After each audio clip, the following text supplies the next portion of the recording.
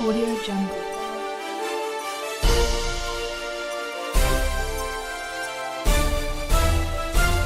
Audio Jungle.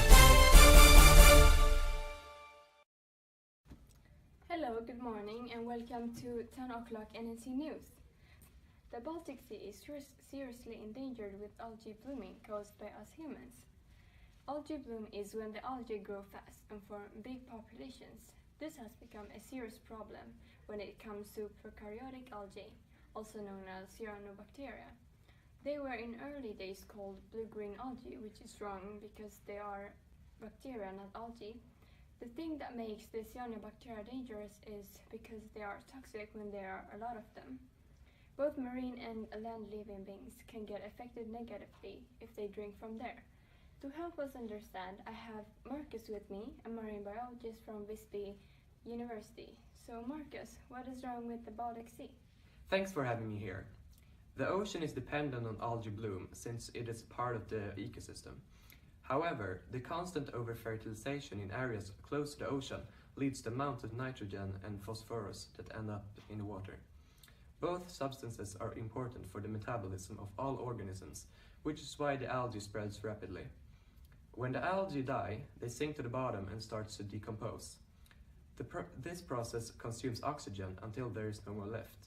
This leads to a lack of oxygen on the seafloor, and the organisms who live there that need oxygen must then adapt to the new environment in order to survive. Thank you for your explanation, Marcus. This sounds like a serious problem. I also have Melissa here with me from the World Wildlife Fund, who will explain what we can do to solve these issues. Well, some things we can do to make the Baltic Sea better is to think about how much water we use when we shower. For example, when we put shampoo in our hair, we can turn the water off while doing that. And also when we wash our hands while taking the soap, we can turn off the water and not let the water run. And also when we do the dishes, take a bucket and put the water in the bucket instead of letting the water run all the time. We can also think about animals in more direct terms. For example, the cod. The cod is nearly eradicated in the Baltic Sea because of the overfishing.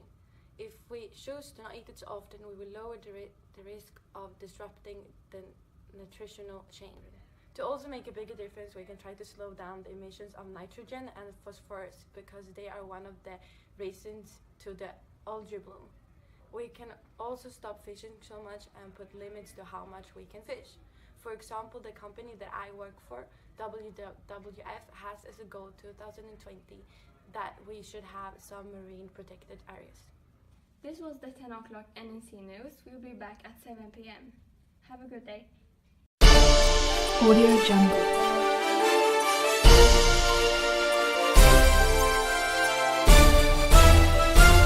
Audio Jungle.